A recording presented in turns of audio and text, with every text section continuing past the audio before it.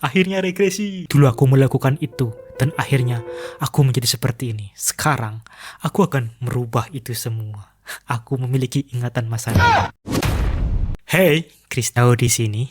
Kali ini aku mau nonton anime atau bahasa Koreanya Aini yang didasarkan diadaptasi dari manhwa nih, yaitu Tomb Raider King atau bahasa Koreanya ini Dogulwang. Betul nggak itu penyebutannya ya?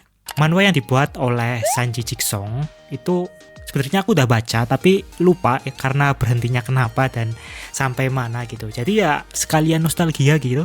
Yuk kita nonton bersama. Dari awal dibawa ke suasana yang horor nih. Seperti di dungeon. Banyak korban terus. Wah, lagi lawan monster nih. Emang nih bener. Ini sih kelihatannya emang di dungeon sih ya.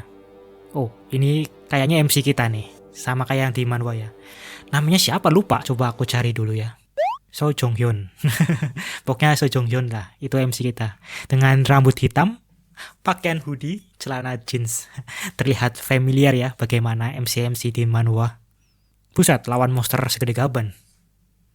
Pertaruhannya sih kelihatannya masih susah payah ya nih MC. Sepertinya masih zero nih, masih belum regresi ini. Tapi si alurnya biasanya dia kalah terus kayak menerima wahyu gitu, terus regresi. Dan aku akan membalas semuanya. Biasanya seperti itu ya alur ceritanya ya. Kan? Oh, meskipun sudah mengeluarkan jurus listrik, tetap kalah nih sampai pedangnya patah. Baru nih lagu openingnya nih. Enak juga nih lagu openingnya nih. Dan ini mungkin karakter-karakter yang akan muncul di Aini atau di animenya nanti ya. Ini lagu openingnya dibawakan oleh QR. Betul nggak itu penyebutannya? QWER. Dengan lagunya Showdown, Korea version. Oh ya, ini Korea version karena aku nonton Aini atau animenya dalam bahasa Korea ya. Jadi mungkin Showdown-nya itu Korea version. Tapi kalau aku search ini, QWR-nya itu cakep-cakep ya. Maksudnya baru nih stylenya. Kan biasanya kalau cewek-cewek di Korea kan bawainnya kan kalau nggak solo girl band. Ini band ini, wis. Sepertinya aku bakal ngikutin ini band. Loh, gimana nggak ngikutin coba? Oke, balik lagi ke animenya, ke Aininya. Sebenarnya sih masih kayak belum terbiasa ya nonton anime atau Aini tapi bahasanya Korea. Surya, apa ini? Oh, waktunya berhenti. Nah, ini nih. Waktu-waktu MC mendapatkan ilham. Ya, si MC-nya udah jadi Kiko aja nih. Wah, keluar tuh penyesalan dan solusinya tentu saja regresi. Ini sepertinya bakal jadi musuh MC nih. Tai Jun Kwong. Ini nih yang bikin regresi nih, burung gagaknya nih. Ini juga relik juga ini. Bakal memberikan kekuatan balik ke masa lalu. Kembali ke 15 tahun yang lalu ternyata. Dulu aku melakukan itu dan akhirnya aku menjadi seperti ini. Sekarang aku akan merubah itu semua. Aku memiliki ingatan masa lalu.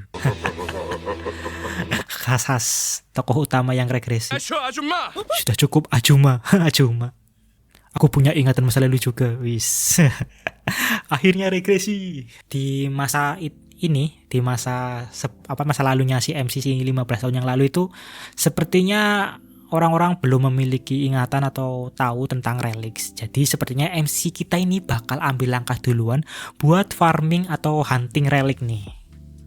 Makam-makam bermunculan. Oh, di sini namanya makam bukan dungeon. Dan di dalam makam itu hadiahnya itu relics dari sejarah dan cerita rakyat. Terus reliknya membuat mereka memiliki kekuatan dan bisa dijual dengan harga yang mahal. Wow, pantes nih di sini MC-nya santai di penjara karena ya tentu saja ketika muncul makam zaman akan berubah. Yang memiliki kekuatan akan memiliki kuasa. Hajiman.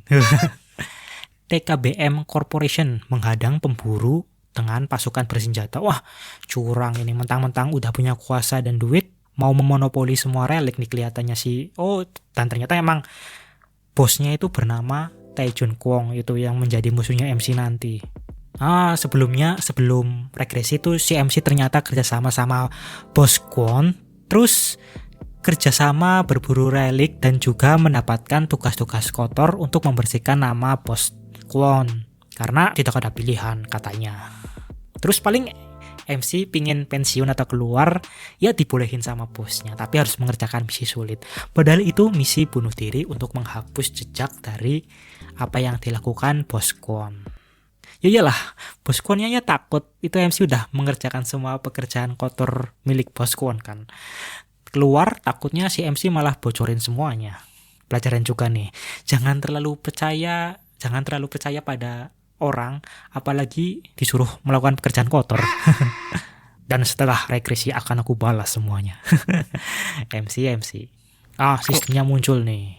Pertama, MC memiliki kemampuan relik arkeolog, mampu melihat lebih jelas, dan ada 4 kemampuan yang masih disegel. Kelihatannya jalan MC untuk membuka 4 kemampuan tersebut, dan tentu saja hunting relik. Akhirnya dia dibebaskan dari penjara, terus jalan.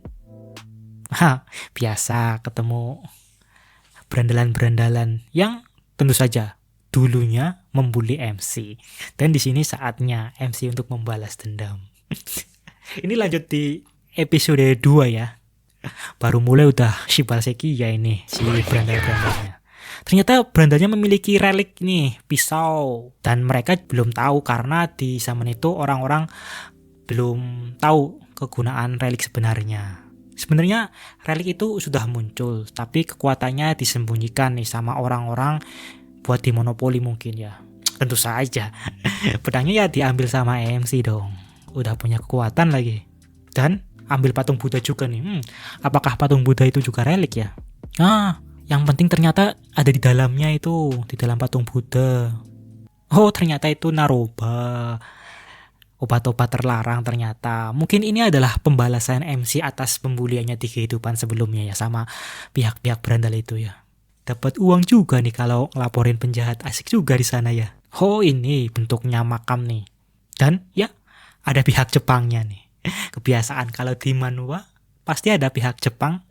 Kalau nggak jadi penjahat ya jadi pihak yang dikalahkan sama MC nantinya. Tapi di sini diketahui ternyata negara lain sudah menyadari fenomena makam nih, tapi di Korea masih jadi rahasia. Ya MC di sini langsung hunting relik dong. Oh, kali ini reliknya kisah fable Aesop, yaitu kapak emas dan kapak perak.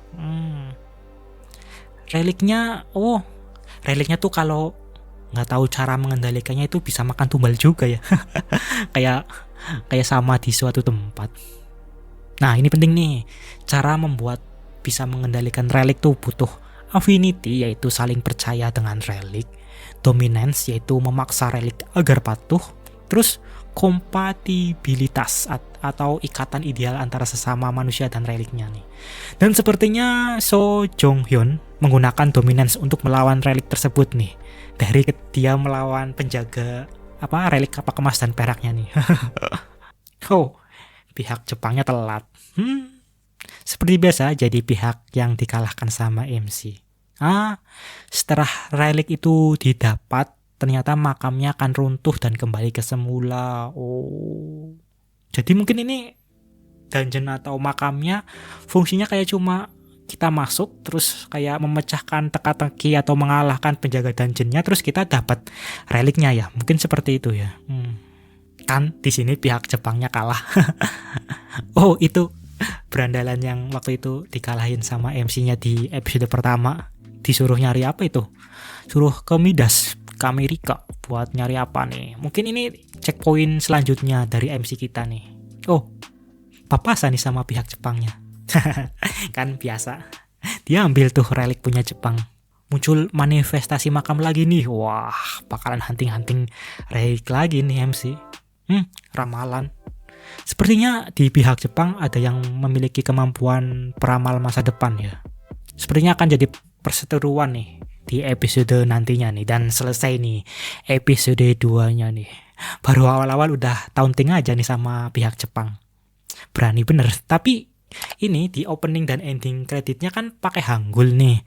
Apakah ini atau animenya ini emang dibuat pure Korea ya? studio dari ini atau anime Dogulguang sendiri atau Tomb Raider King sih emang dibuat namanya Studio EEK. Studio EEK ya. Studio EEK perusahaan animasi asal Korea. Tapi ini di bawah Kadokawa Jepang sebenarnya. Tauting-tauting juga nih studio animenya. Tapi lagu endingnya enak juga nih. Karena salah satu alasan aku tuh nonton anime ya lagu opening dan endingnya harus enak juga menurutku. Oh, ini endingnya juga dinyanyikan sama QWER juga nih. To be continue, Korea version juga.